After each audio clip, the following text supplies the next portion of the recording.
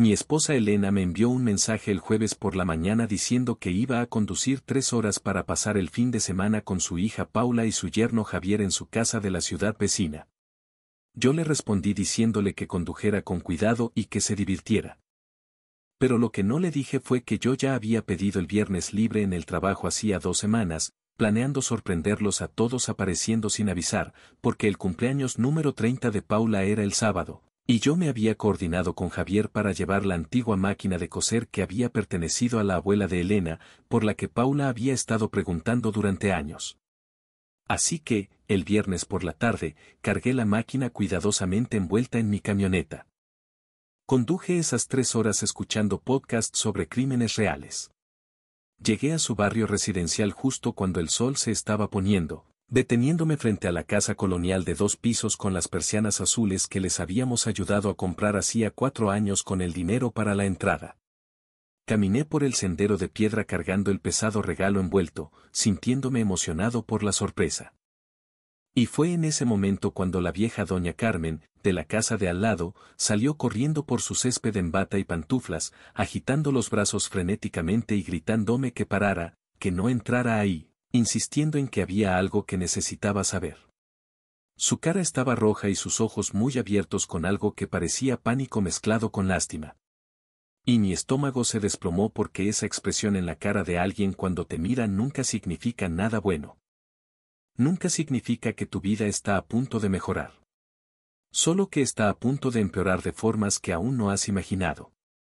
Y 5 minutos después de que doña Carmen me hubiera agarrado del brazo, me hubiera metido en su casa y me hubiera contado en un torrente de palabras lo que había presenciado durante los últimos 3 días, yo me encontraba de pie en su sala con el teléfono en mi mano temblorosa llamando a emergencias, mientras ella asentía dándome ánimos y susurrándome que estaba haciendo lo correcto. Y me di cuenta de que todo lo que creía saber sobre mi familia, mi matrimonio y mi vida estaba a punto de romperse en pedazos como un cristal golpeando el cemento. Me llamo Ricardo. Tengo 55 años. Y esta es la historia de cómo descubrí la traición de mi esposa, la complicidad de mi hija, y cómo hice que todos pagaran por lo que habían hecho. Permítanme retroceder 3 semanas para darles el contexto que hace que lo que sucedió tenga sentido. Elena y yo llevábamos casados 32 años, novios desde la secundaria que se casaron jóvenes, tuvimos a Paula a los 23, y construimos lo que yo pensaba que era una vida sólida juntos. Yo trabajaba como ingeniero civil para el condado, un trabajo estable con buenos beneficios. Elena había sido madre ama de casa hasta que Paula se fue a la universidad, y luego trabajó a tiempo parcial en una librería porque le gustaba estar rodeada de libros y gente. Nuestro matrimonio no era perfecto, pero ¿cuál lo es? Habíamos tenido rachas difíciles a lo largo de los años, discusiones sobre dinero, la rebelión adolescente de Paula y la larga enfermedad de la madre de Elena, pero lo habíamos superado todo. O eso pensaba yo. Teníamos una rutina, un ritmo cómodo. Citas los viernes por la noche cuando podíamos organizarlo. Café en la cama los domingos por la mañana, pequeñas amabilidades y patrones familiares. Paula se había casado con Javier hacía 5 años. Él era ajustador de seguros, un tipo decente, un poco insípido, pero trataba bien a Paula, y eso era lo que importaba. Habían comprado la casa en la ciudad vecina porque a Javier lo transfirieron allí por trabajo. Estaba lo suficientemente lejos para que no los viéramos constantemente, pero lo suficientemente cerca para visitas regulares. Elena había estado haciendo estos viajes de fin de semana a la ciudad vecina con más frecuencia durante los últimos 6 meses. Una vez al mes se convirtió en 2 veces al mes, y luego en casi cada fin de semana alterno. Ella decía que Paula necesitaba ayuda con proyectos en la casa o que iban de compras juntas o que simplemente quería pasar tiempo con su hija. Nunca lo cuestioné porque parecía natural que una madre y una hija quisieran pasar tiempo juntas. Lo que no sabía, para lo que estaba completamente ciego, era que estas visitas no tenían nada que ver con Paula. 3 semanas antes del incidente, Elena había estado actuando diferente, distraída. Había perdido peso, había empezado a maquillarse más a menudo, compró ropa nueva. Cuando se lo comenté, ella dijo que solo estaba tratando de cuidarse mejor, que se había dado cuenta de que se había descuidado y quería sentirse atractiva de nuevo. Le dije que se veía genial y que me alegraba de que se sintiera bien consigo misma. Ella me dio las gracias cariñosamente, pero no me miró del todo a los ojos. 2 semanas antes, había notado que enviaba mensajes de texto constantemente. Siempre había estado con su teléfono, pero esto era diferente. Sonreía a la pantalla de una manera que hacía que algo se retorciera en mis entrañas, aunque me dije a mí mismo que estaba siendo paranoico. Cuando le pregunté con quién estaba enviándose mensajes, dijo que era Paula, que estaban planeando una sorpresa para el cumpleaños de Javier. Le creí porque quería creerle. Porque después de 32 años, confías en tu cónyuge. Asumes lo mejor. No sospechas que cada mensaje de texto a altas horas de la noche y cada sonrisa misteriosa es evidencia de algo que te destruirá. El jueves que se fue a la ciudad vecina, me besó para despedirse como siempre, diciéndome que volvería el domingo por la noche y que me quería. Yo le respondí que también la quería y le pedí que saludara a Paula de mi parte. Ella dijo que lo haría. Se alejó en su camioneta, y yo observé desde la entrada, pensando en lo afortunado que era de tener una esposa que todavía era cercana a nuestra hija, que hacía el esfuerzo de mantener los lazos familiares. Yo había estado planeando la visita sorpresa durante 2 semanas. El cumpleaños de Paula era el sábado, y yo me había organizado con Javier para llevar la máquina de coser. Habíamos intercambiado correos electrónicos y mensajes de texto coordinando los tiempos. Él había dicho que fuera el viernes por la tarde, que Paula estaría encantada, y que a Elena también le encantaría la sorpresa. Debería haber notado que los mensajes de Javier eran extraños. Eran breves, casi nerviosos, pero yo estaba concentrado en la logística de transportar una antigüedad frágil y en el placer de imaginar sus caras de sorpresa. El viernes por la tarde, cargué la camioneta y le envié un mensaje a Javier diciéndole que estaba en camino y que debería llegar alrededor de las 6:30. Él respondió con un simple ok, diciendo que estaba bien. No dijo que fuera genial o que no podía esperar, solo ok. Pero no pensé en ello. Ya estaba en la carretera, con las ventanas bajadas, la música sonando, sintiéndome bien por sorprender a mi familia. El viaje fue agradable. Finales de septiembre, las hojas empezando a cambiar de color. El tipo de clima fresco que te hace sentir vivo. Paré una vez para tomar café y echar gasolina. Le envié un mensaje a Elena preguntándole cómo iba la visita. Ella no respondió de inmediato, lo cual no era inusual. Probablemente estaba ocupada con Paula. Llegué a la ciudad vecina justo antes de las 6:30, navegué hasta el vecindario familiar y me detuve frente a la casa con las persianas azules. El coche de Javier estaba en la entrada. La camioneta de Elena estaba aparcada en la calle. Las luces estaban encendidas dentro. Todo parecía normal. Salí de la camioneta y fui a la parte trasera para sacar la máquina de coser. Era pesada, incómoda de llevar. Logré subirla por el sendero, y me estaba acercando a la puerta principal, pensando en dónde dejarla para poder tocar el timbre, cuando escuché la voz de una mujer gritando que esperara, que parara, que no entrara ahí. Me giré y vi a doña Carmen corriendo por su césped. Tenía quizás unos 70 años, delgada y llena de energía, siempre amable cuando habíamos visitado antes, pero ahora su rostro estaba torcido con algo urgente e incómodo. Dejé la máquina de coser en el suelo y le pregunté qué pasaba. Ella me alcanzó, respirando con dificultad, y me dijo, llamándome por mi nombre, Ricardo, que había algo que necesitaba saber antes de entrar en esa casa. Mi corazón empezó a martillear. Le pregunté si alguien estaba herido o si Paula estaba bien. Ella me respondió que nadie estaba herido, pero que necesitaba saber lo que había estado sucediendo. Me pidió que fuera a su casa, por favor, insistiendo en que necesitaba escuchar eso antes de llamar a esa puerta. El tono de su voz, la mirada en sus ojos, era miedo mezclado con lástima. El tipo de mirada que la gente te da cuando están a punto de destruir tu mundo y lo saben. Le dije que simplemente me lo contara. Ella insistió en que no fuera ahí afuera, pidiéndome que entrara, que solo necesitaba 5 minutos. Algo en mí lo supo. Algún instinto primitivo que reconoce el peligro antes de que tu mente consciente se ponga al día. Mis piernas se sentían débiles, pero la seguí a través del césped hasta su casa. Me llevó a su sala de estar y me hizo un gesto para que me sentara. Me quedé de pie y le exigí que me lo contara. Doña Carmen tomó aire y me dijo que mi esposa había estado de visita, sí, pero no para ver a Paula. Me reveló que había estado viendo a otro hombre. Me dijo que él iba a la casa cuando Javier estaba en el trabajo. Me dijo que estaban juntos en ese momento. Me explicó que los había visto llegar por separado, que los había visto a través de las ventanas. Me dijo que lo había visto besarla para despedirse. Confesó que al principio pensó que tal vez él era un contratista o algo así, pero luego vio la forma en que estaban el uno con el otro, y lo supo. Me dijo que había estado luchando sobre si decírmelo, pero que cuando me vio llegar, no pudo dejarme entrar allí sin saberlo. Las palabras me golpearon como golpes físicos. Le dije que no, que Elena estaba allí con Paula. Doña Carmen me dijo suavemente que Paula no había estado en casa en 3 días. Me informó que ella y Javier se habían ido el miércoles por la mañana con maletas y que ella creía que se habían ido de viaje. Me dijo que mi esposa había llegado el miércoles por la tarde y que ese hombre había aparecido aproximadamente 1 hora después y que habían estado en esa casa juntos desde entonces. Le dije que eso era imposible. Ella me contestó que sabía lo que probablemente me habían dicho, pero que me estaba contando lo que había visto.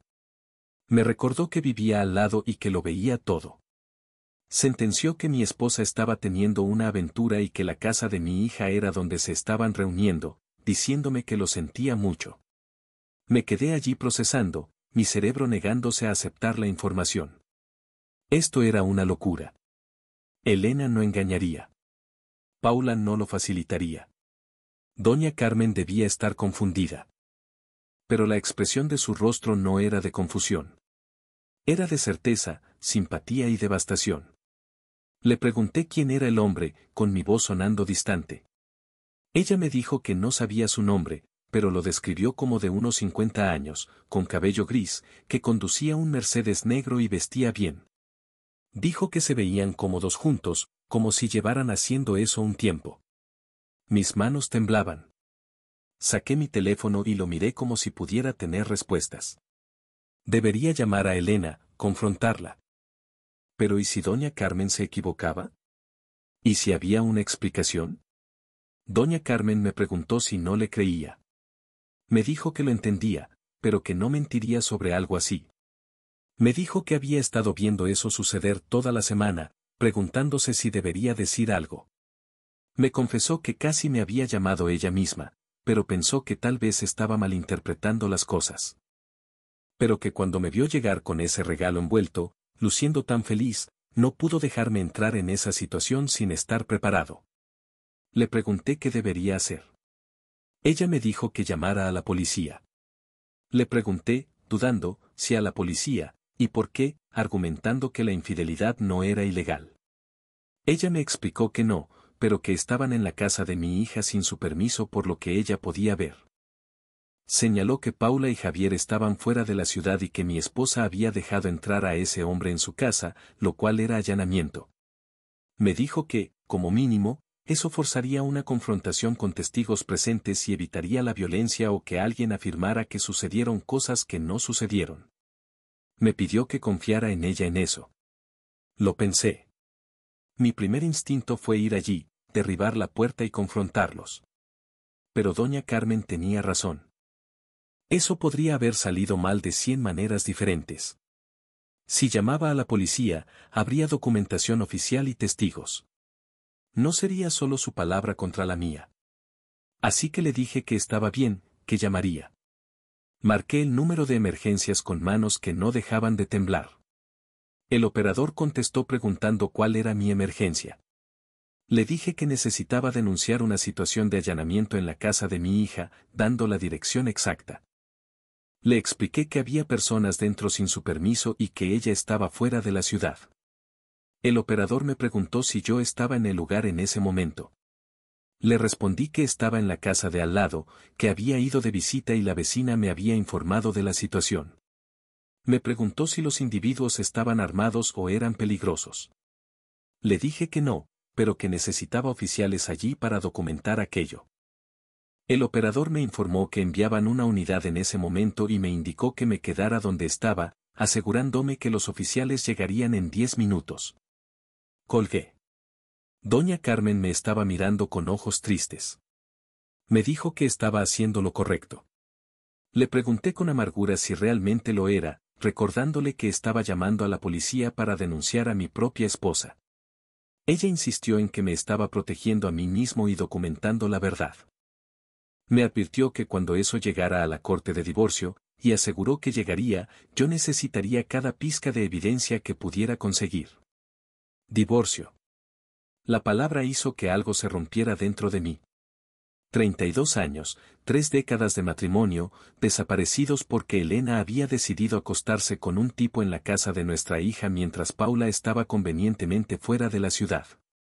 Le pregunté si Paula lo sabía, si ella era parte de todo eso.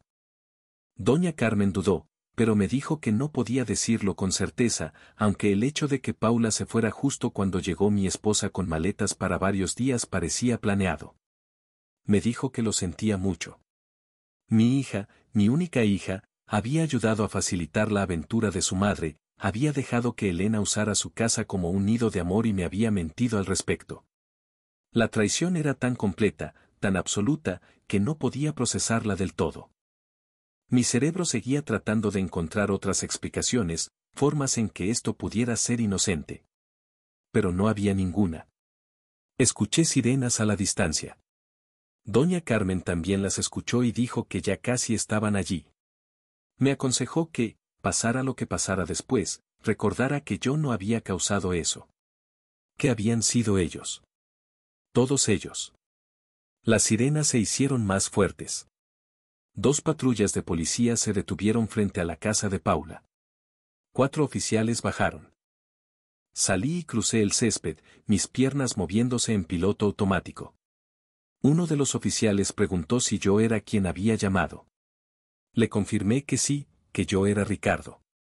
Le expliqué que esa era la casa de mi hija, que ella estaba fuera de la ciudad, y que mi esposa estaba dentro con otro hombre sin tener permiso para estar allí. El oficial me preguntó cómo sabía que estaban dentro. Le respondí que la vecina había sido testigo de cómo entraban juntos. Señalé que el coche de mi esposa estaba aparcado en la calle y expliqué que ella me había dicho que estaba visitando a nuestra hija, pero nuestra hija no estaba en casa. El oficial me preguntó si mi hija no le había dado permiso para estar en la casa. Le dije que no que yo supiera, pero que necesitaba confirmar lo que estaba pasando. El oficial miró a su compañero y luego a mí. Me dijo que tocarían a la puerta e investigarían, y me pidió que por favor me quedara allí. Le repliqué que era mi esposa la que estaba ahí dentro y que iba a ir con ellos. Le expliqué que ella no sabía que yo estaba allí, que pensaba que yo estaba en casa en la capital, y que necesitaba ver su cara cuando se diera cuenta de que la habían atrapado. El oficial me estudió por un momento, probablemente evaluando si yo iba a causar un problema. Lo que sea que vio le hizo asentir. Me indicó que me mantuviera detrás de ellos, que les dejara manejar la situación y que no hubiera contacto hasta que ellos dijeran que estaba despejado. Le dije que entendido. Nos acercamos a la casa. Los oficiales tomaron posiciones a cada lado de la puerta. Uno llamó fuerte y con autoridad, anunciando que era la policía y ordenando que abrieran la puerta. No pasó nada durante quizás 30 segundos. Luego escuché movimiento dentro. Voces, pasos. La puerta se abrió una rendija y allí estaba Elena, usando una bata que no reconocí. Tenía el cabello despeinado y la cara sonrojada. Cuando vio a la policía, su expresión fue de confusión. Cuando me vio a mí parado detrás de ellos, fue puro terror. Empezó a decir mi nombre, preguntando qué estaba haciendo yo allí, pero el oficial la interrumpió preguntándole si ella era Elena Foster. Ella respondió que sí, pero preguntó si tenían permiso para estar en esa residencia. El oficial le preguntó si era correcto que su hija Paula y su marido Javier estaban fuera de la ciudad. La cara de Elena pasaba por diferentes emociones tan rápido que apenas podía seguirlas. Confusión, miedo, culpa, pánico. Empezó a balbucear, preguntando cómo lo sabían. El oficial le preguntó directamente si había otro individuo dentro con ella. Ella intentó evadir la respuesta, diciendo que eso no era lo que parecía. El oficial insistió, diciéndole que necesitaba que respondiera a la pregunta de si había otra persona dentro de la residencia. En ese momento se escuchó la voz de un hombre detrás de ella preguntando qué estaba pasando. La mano del oficial se movió hacia su arma, sin sacarla, pero listo. Le ordenó al señor que fuera a la puerta en ese momento. Un hombre apareció detrás de Elena. De unos 50 años, cabello gris, ropa casual cara, descalzo, luciendo confundido y alarmado. Preguntó a los oficiales de qué se trataba todo eso. El oficial le preguntó si él era el propietario. Él respondió que no, que era un amigo. El oficial preguntó si era amigo del propietario. Él respondió que era amigo de Elena. El oficial le preguntó si el propietario le había dado permiso para estar allí. El hombre miró a Elena, dándose cuenta de la situación. Elena dijo que esa era la casa de su hija. Yo di un paso adelante y dije que yo era el padre de la propietaria. Declaré que mi hija Paula y mi yerno Javier estaban en las montañas, que no habían dado permiso para que nadie estuviera en su casa y que yo tenía su información de contacto, instándoles a que los llamaran. El oficial me miró, luego a Elena y al hombre. Pidió que todos salieran afuera, por favor. Salieron al porche. Elena estaba llorando ahora. Me suplicó, diciendo mi nombre, pidiendo por favor que la dejara explicar. Le dije tajantemente que no me dijera ni una palabra. El oficial no se paró, comenzó a hacer preguntas, obtuvo el número de teléfono de Paula y la llamó. Pude escuchar su lado de la conversación. Se identificó como el oficial Ramírez, dijo que estaba en su residencia y le preguntó si estaba al tanto de que su madre y otro individuo estaban actualmente en su casa. Hizo una pausa y luego preguntó si ella había dado permiso para ambos.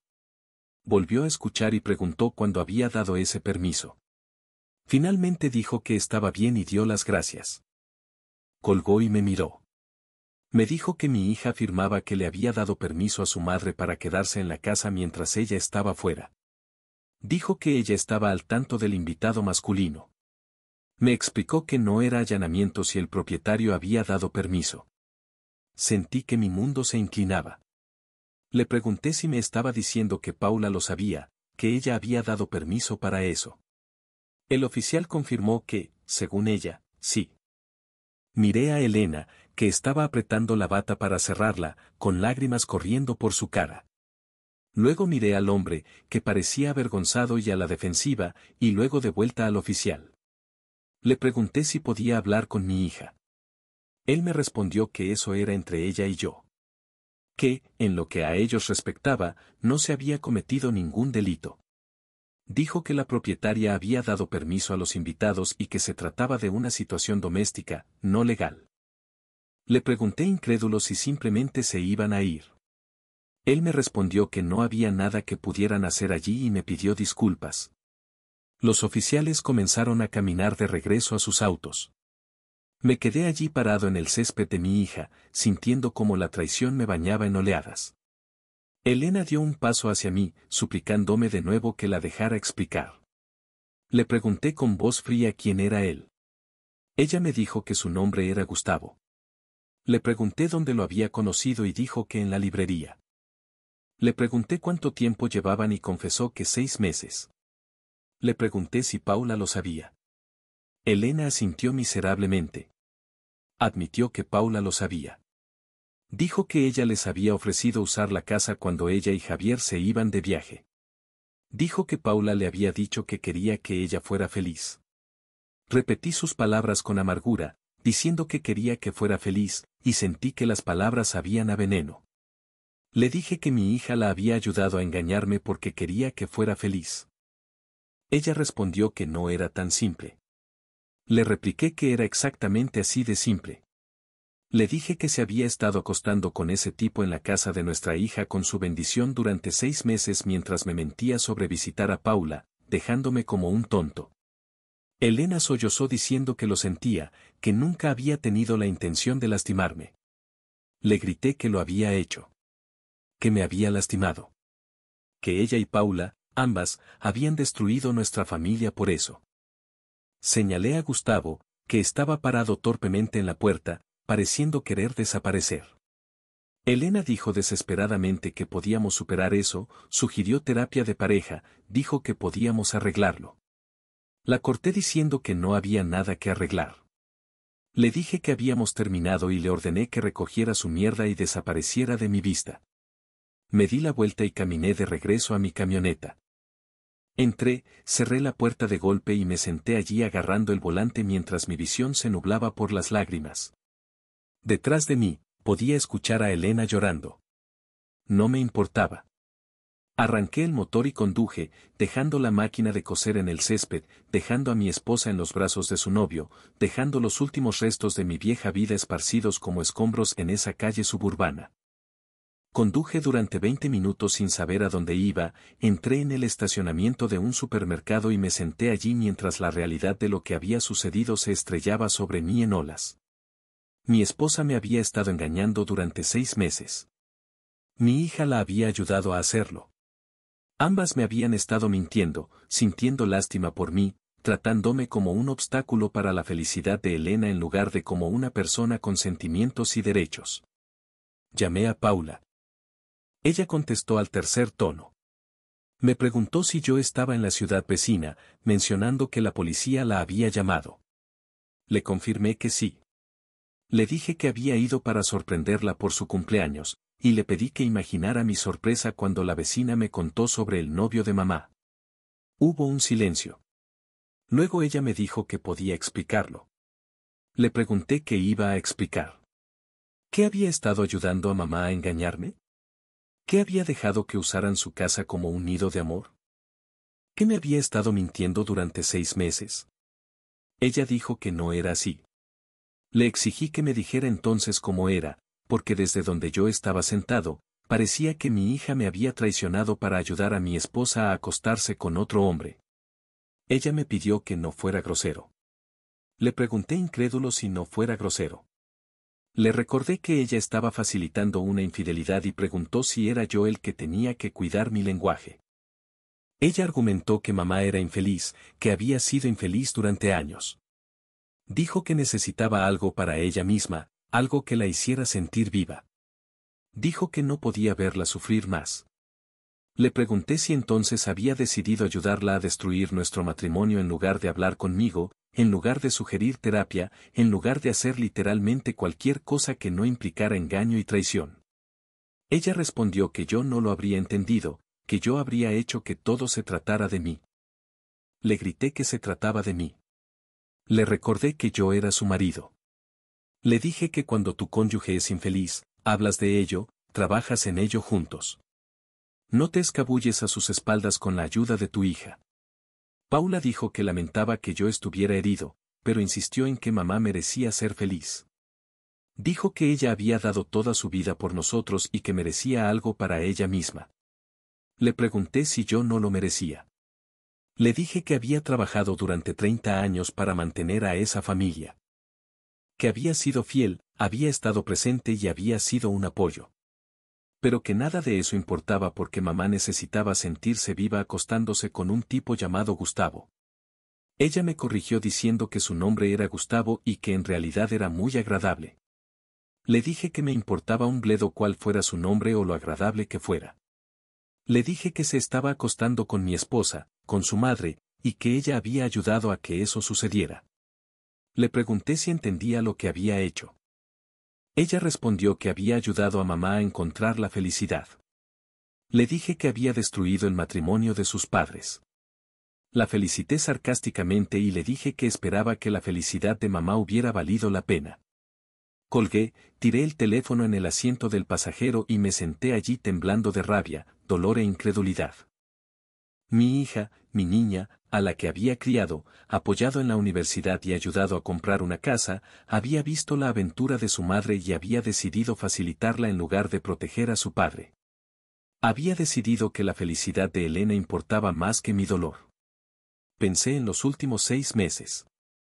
Todas las veces que Elena había conducido hasta la ciudad vecina, afirmando que visitaba a Paula. Todos los fines de semana que yo había estado solo en casa pensando que mi esposa y mi hija estaban de compras o trabajando en proyectos de la casa. En cambio, habían estado planeando estas escapadas románticas, coordinando horarios, mintiendo en conjunto.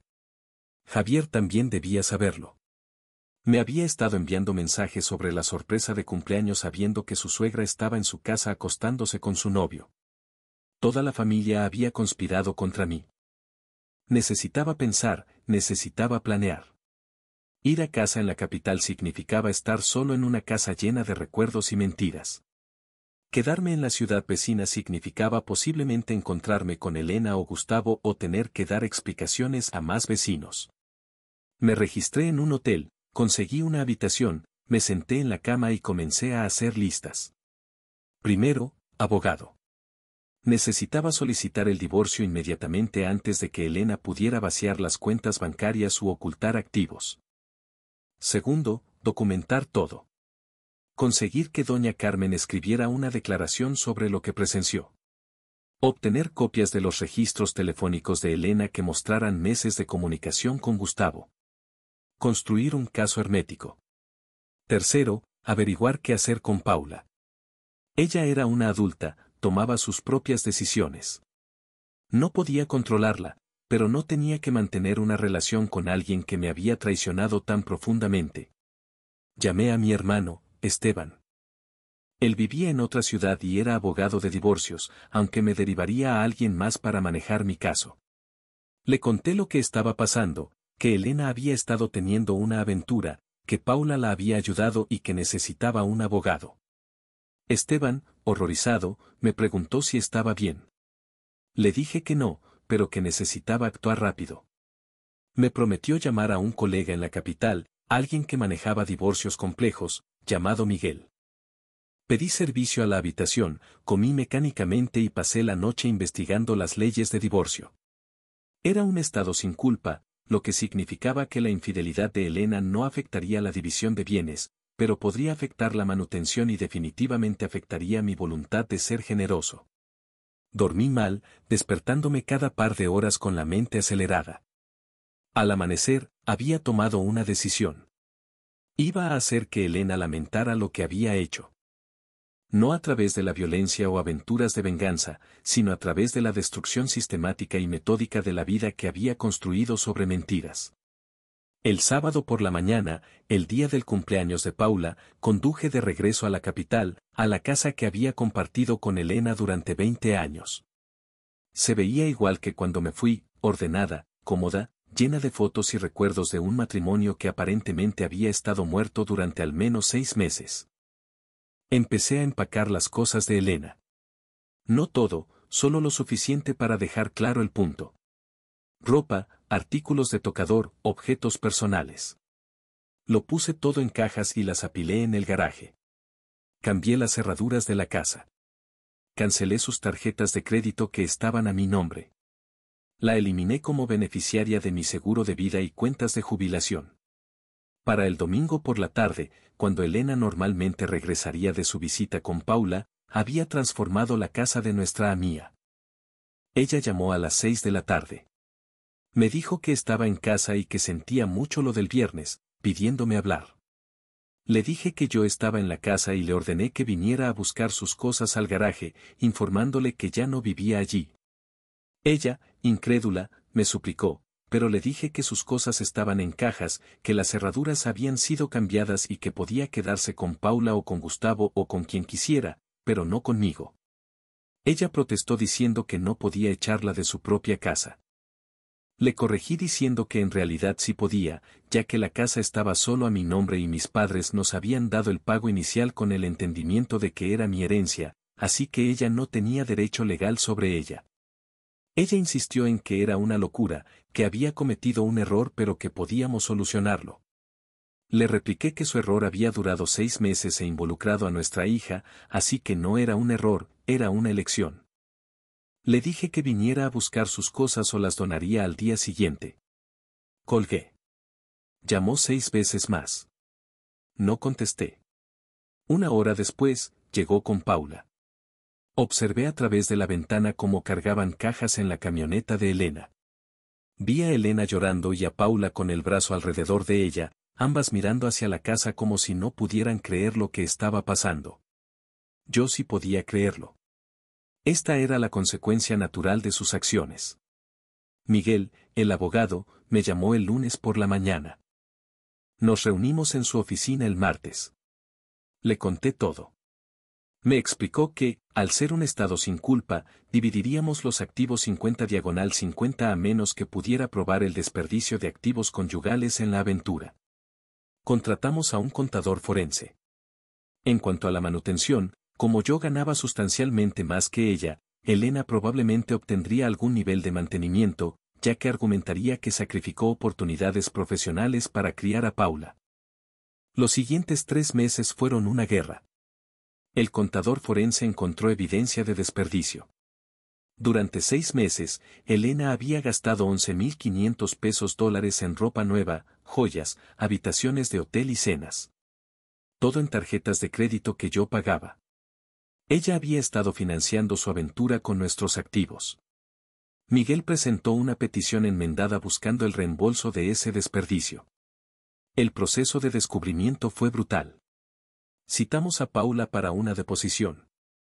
Ella admitió bajo juramento que sabía de la aventura desde el principio, que había ofrecido su casa como lugar de encuentro y que me había mentido repetidamente para encubrir a su madre. Miguel le preguntó si sentía alguna culpa por mentir a su padre. Paula dijo que se sentía mal, pero que se sentía peor viendo a su madre ser infeliz. Dijo que su madre merecía tener algo que la hiciera feliz. Cuando Miguel le preguntó por qué no me había preguntado a mí si su madre había intentado discutir los problemas del matrimonio, Paula admitió que no lo hizo porque creía a su madre. La deposición dejó claro que Paula había elegido bando sin siquiera intentar obtener mi perspectiva. Elena y yo fuimos requeridos para intentar una mediación antes del juicio. Fue la primera vez que vi a Elena desde la noche en que me fui de la ciudad vecina. Se veía terrible. No llegamos a un acuerdo en la primera sesión. Ella exigía la mitad de la casa y una manutención alta. Yo me mantuve firme. Le dije que estaba protegiéndome, que ella había pasado 6 meses mintiéndome y robando de nuestras cuentas. Ella dijo llorando que pensaba que podíamos solucionarlo. Le respondí que uno no arregla un matrimonio destruyéndolo primero. Finalmente, 2 semanas antes del juicio, el abogado de Elena llamó con una oferta de acuerdo. Ella aceptaría 4 años de manutención a $1,800 al mes, unos $85,000 en total, la mitad de las cuentas de jubilación y su coche. Liberaría todos los reclamos sobre la casa. Miguel me aconsejó aceptarlo, diciendo que era una victoria. Acepté. El divorcio finalizó.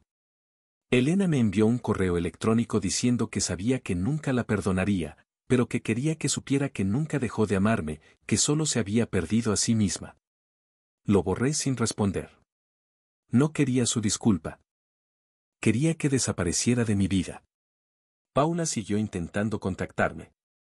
Correos electrónicos, mensajes de voz. Decía que sentía que estuviera herido, pero mantenía su decisión de ayudar a Elena. Finalmente respondí con un solo correo electrónico diciéndole que ella eligió a su madre sobre mí, que facilitó su aventura y me mintió durante 6 meses, que no perdonaba eso y que no me contactara de nuevo. Brandon, mi ex yerno, me envió un mensaje diciendo que él no conocía la magnitud de lo que estaba pasando, que pensaba que era solo tiempo de madre e hija. No le creí, pero no tenía energía para discutir. Solo respondí OK. 1 año después del divorcio, vendí la casa. Compré un condominio en el centro, moderno e impersonal. Fui a terapia.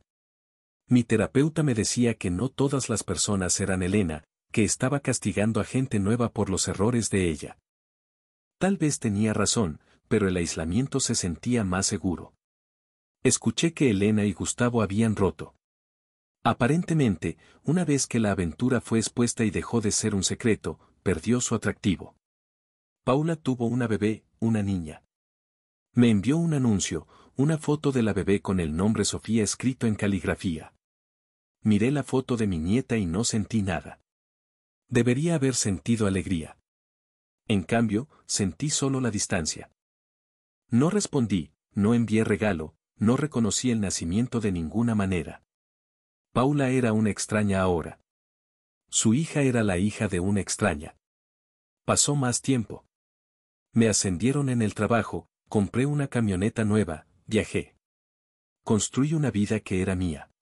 2 años después del divorcio, en lo que habría sido mi 34 aniversario de bodas, recibí un correo electrónico de una dirección que no reconocí. El asunto era lo siento. Casi lo borro. Pero algo me hizo abrirlo. Decía, papá, sé que no quieres saber de mí. Respeto eso, pero necesito que sepas algo. Sofía está enferma. Tiene leucemia. Lo detectamos temprano y el pronóstico es bueno, pero necesita médula ósea. Brandon y yo no somos compatibles. Hemos revisado el registro pero no hemos encontrado un donante todavía. Te estoy pidiendo, rogando, que te hagas la prueba. Eres su abuelo. Podría ser compatible. Sé que no merezco tu ayuda. Sé que destruí nuestra relación, pero Sofía es inocente. Por favor, por ella. Paula. Lo leí 3 veces. Mi nieta tenía leucemia. Una niña de 2 años estaba enferma y necesitaba ayuda. Y Paula me estaba pidiendo a mí, el padre al que había traicionado, que potencialmente la salvara. Mi primer instinto fue borrar el correo y olvidarlo. Paula había tomado sus decisiones. Yo había tomado las mías. Habíamos terminado. Pero una niña de 2 años con cáncer no había tomado ninguna decisión. Sofía no me había traicionado. Lo pensé durante 2 días, llamé a mi terapeuta, la doctora Williams, y lo hablé con ella. Ella me preguntó qué quería hacer. Le respondí que no lo sabía. Le confesé que una parte de mí quería ayudar porque era mi nieta y estaba enferma, pero que otra parte quería negarse porque eso lastimaría a Paula y yo quería que Paula sufriera como yo había sufrido. La doctora me preguntó con qué parte podía vivir. Me preguntó si podía vivir conmigo mismo negándome a ayudar a una niña enferma porque estaba enojado con su madre. Me preguntó si podría vivir conmigo mismo si Sofía moría porque yo no me había hecho la prueba. Le respondí que no creía que pudiera. Me hice la prueba. Fui al hospital, di muestras, llené formularios. Me dijeron que los resultados tardarían 1 semana. No le dije a Paula que me estaba haciendo la prueba, no respondí a su correo, simplemente lo hice y esperé. 5 días después, llegó la llamada. Era compatible. No perfecto, pero lo suficientemente cercano para ser viable como donante. El coordinador de trasplantes me explicó el proceso. Implicaría cirugía, anestesia general y tiempo de recuperación. Había riesgos, aunque mínimos para un adulto sano. Pregunté cuándo necesitaban una respuesta. Me dijeron que necesitaban programarlo pronto, ya que la condición de la niña era estable pero podría deteriorarse. Le dije que lo haría. El coordinador dijo que necesitarían contactar a la familia. Le respondí que yo era la familia. Que la paciente era mi nieta y su madre era mi hija, Paula. Colgué y me senté en mi condominio, sintiendo que algo se abría dentro de mí. Iba a salvar a Sofía. Pero eso significaba ver a Paula de nuevo, significaba estar conectado a esa familia de la que me había separado. El hospital contactó a Paula. Ella me llamó inmediatamente. Me dijo que le habían dicho que yo era compatible y que estaba dispuesto a donar, y preguntó si era cierto. Le respondí que sí. Ella, emocionada, me dio las gracias repetidamente, diciéndome que estaba salvando su vida. Le aclaré que lo estaba haciendo por Sofía, no por ella. Ella respondió que lo sabía y lo entendía, pero aún así me dio las gracias. Le dije que haría la donación, pero que eso no significaba que nos hubiéramos reconciliado ni que perdonara lo que había hecho. Le dije que solo estaba ayudando a una niña enferma. La cirugía se programó para 3 semanas después. Pasé por las citas preoperatorias y las sesiones de asesoramiento. El día de la cirugía, Paula estaba en el hospital con Javier. Ella intentó abrazarme cuando me vio. Di un paso atrás y le dije que no lo hiciera. Ella se disculpó y dijo que estaba muy agradecida. Le pregunté cómo estaba Sofía. Me dijo que estaba estable, esperando el trasplante, y que los médicos eran optimistas. Nos sentamos en un silencio incómodo hasta que me llamaron. La cirugía transcurrió sin problemas. Extrajeron médula ósea de mi cadera. Me desperté dolorido y aturdido, y me dejaron en observación durante la noche. Paula visitó mi habitación, quedándose en la puerta con aspecto inseguro. Me informó que trasplantarían la médula a la mañana siguiente y que los médicos confiaban en que funcionaría. Luego me dijo que sabía que yo no quería hablar de nosotros, pero que necesitaba decir algo. Admitió que estaba equivocada sobre todo. Dijo que debería haber hablado conmigo sobre la infelicidad de mamá, que debería haber intentado llevarnos a ambos a terapia. Confesó que no debería haber ayudado a mamá a tener una aventura. Dijo que se había convencido a sí misma de que estaba apoyando a su madre, pero que en realidad solo estaba tomando el camino fácil, porque era más fácil ayudarla a escabullirse que enfrentar los problemas reales.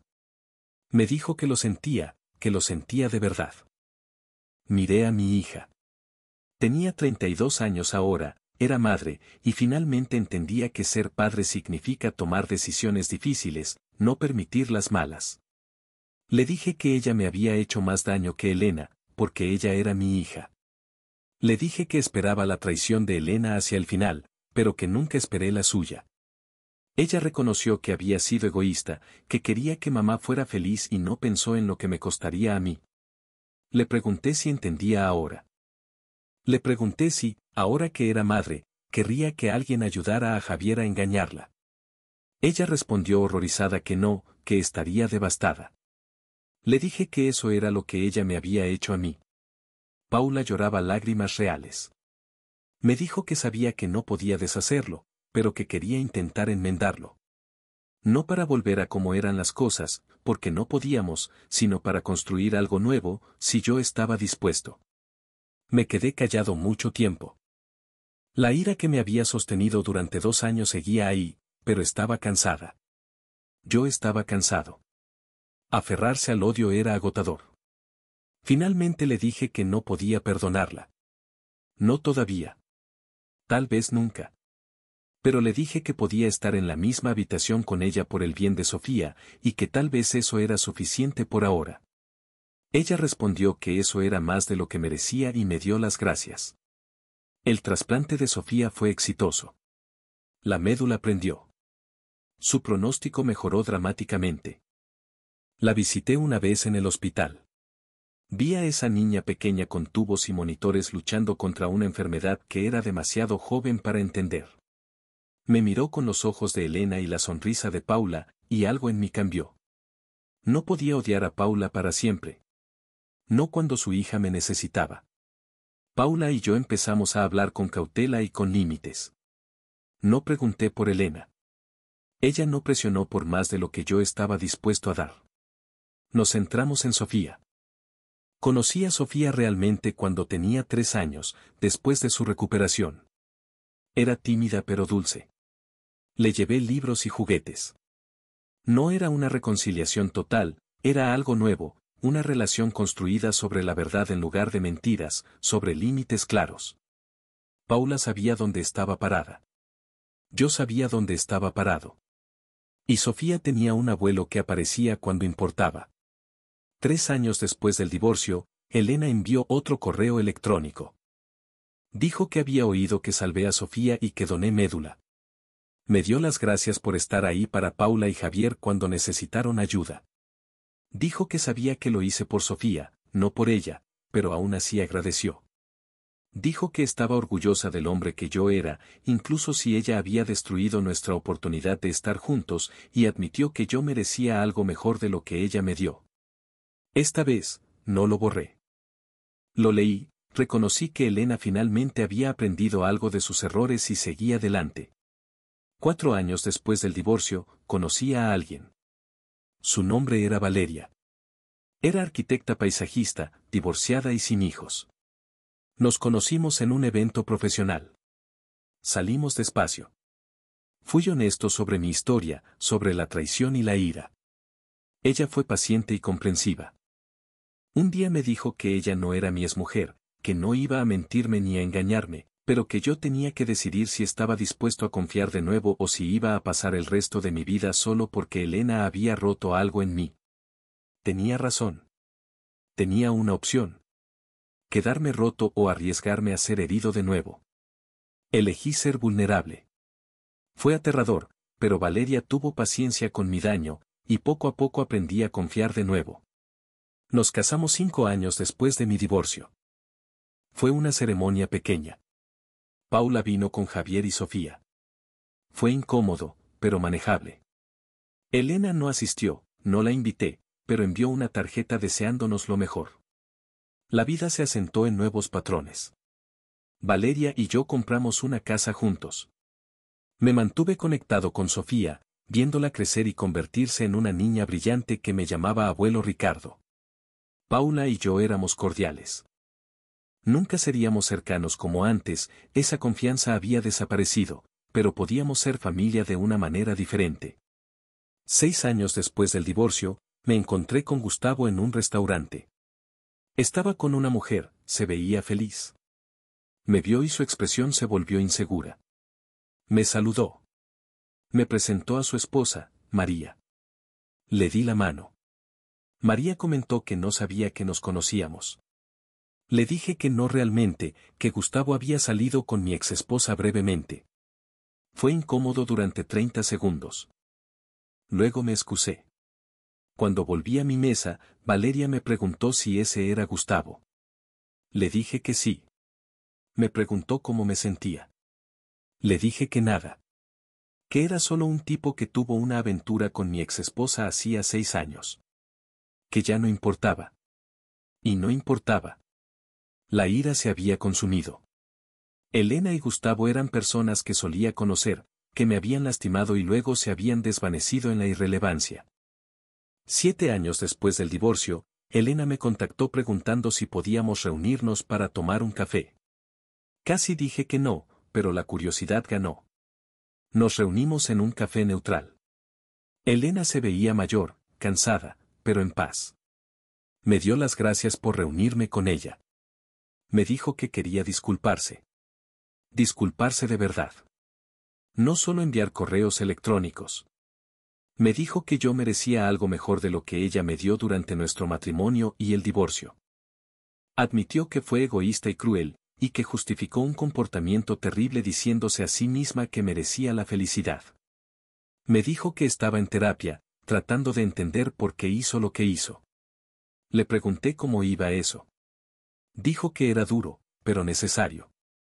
Me contó que estaba viendo a Sofía regularmente y reconstruyendo su relación con Paula. Le dije que me alegraba, que Sofía era una gran niña. Acepté su disculpa. Le dije que me alegraba de que estuviera mejor, pero que no íbamos a ser amigos. Que no íbamos a tener una relación más allá de ser los abuelos de Sofía en los mismos eventos. Ella dijo que lo entendía y que eso era más de lo que merecía. Nos separamos. Cuando llegué a casa, le dije a Valeria que estaba hecho. Que no estaba enojado, sino en paz. Que Elena ya no era mi problema, solo alguien que solía conocer y que me enseñó duras lecciones sobre la confianza. 8 años después del divorcio, el último pago de manutención se procesó. Los lazos legales se cortaron por completo. 10 años después del divorcio, recibí un correo electrónico de doña Carmen. Me decía que se mudaba a una residencia asistida y estaba limpiando su casa. Me dijo que había encontrado un paquete en su garaje que creía que era para mi hija. Dijo que había estado allí desde la noche en que vino la policía y me preguntó si quería que me lo enviara. ¿La máquina de coser? La antigüedad que yo había llevado para sorprender a Paula por su cumpleaños número 30. Había estado en el garaje de doña Carmen durante una década. Le dije que me la enviara. Llegó 2 semanas después, todavía envuelta en las mantas de mudanza. La desenvolví con cuidado. La máquina estaba intacta. Pensé en dársela a Paula ahora, 10 años tarde. Pero eso se sentía falso. No quería grandes gestos. En cambio, se la di a Valeria. Le dije que era de mi abuela y que debería quedarse en la familia, pero con alguien que la apreciara por lo que era y no por lo que representaba. Valeria lo entendió. La instaló en su estudio y la usó para su trabajo de diseño. Y la máquina de coser se convirtió en parte de una nueva historia en lugar de quedar atrapada en una vieja. Eso se sintió correcto. No perdón, no reconciliación, solo seguir adelante. 10 años después de esa noche terrible en la ciudad vecina, miré mi vida y vi algo que no había tenido durante mi matrimonio: honestidad. Mi relación con Valeria se basaba en la verdad. Mi relación con Paula era cautelosa pero clara. La venganza que obtuve no fue dramática. Fue simplemente esto: construí una vida mejor sin Elena de la que jamás tuve con ella. Encontré una felicidad que no requería mentiras. Sofía cumplió 12 años. Lo celebramos en casa de Paula. Toda la familia estaba allí. Javier, Paula, yo, Valeria, e incluso Elena, torpemente presente en el fondo. Sofía sopló las velas sin saber sobre esa noche de hacía 10 años. Solo sabía que tenía una familia, complicada, imperfecta, pero presente. Esa noche, conduciendo a casa con Valeria, pensé en el hombre que había sido hacía 10 años. El hombre que llamó a la policía a su propia esposa mientras su mundo colapsaba. Ese hombre se había ido, reemplazado por alguien más duro pero más sabio. Esa fue la venganza. Gané sobreviviendo, reconstruyendo, negándome a dejar que su traición definiera mi vida. Ellas perdieron al destruir algo irreemplazable y pasar el resto de sus vidas sabiendo que lo habían hecho. Y en algún lugar, doña Carmen estaba contando historias sobre la noche en que impidió que un hombre entrara en una pesadilla y, tal vez, de alguna pequeña manera, le salvó la vida. Si te ha gustado esta historia y quieres seguir escuchando aún más relatos como este, asegúrate de suscribirte al canal Relatos del Caminante y activar la campanita para no perderte los nuevos episodios. Recuerda, tu apoyo es fundamental para que el canal siga creciendo. Personalmente, creo que la verdadera victoria de Ricardo no fue el dinero ni el divorcio, sino la capacidad de volver a amar a su nieta a pesar del dolor que le causó su propia hija. Pero tengo una pregunta difícil para ustedes: ¿creen que Paula realmente se arrepintió, o solo buscó a su padre cuando necesitaba algo de él para salvar a su hija? ¿Es el perdón de Ricardo un acto de debilidad o de suprema fortaleza? Escriban su opinión en los comentarios, los estaré leyendo.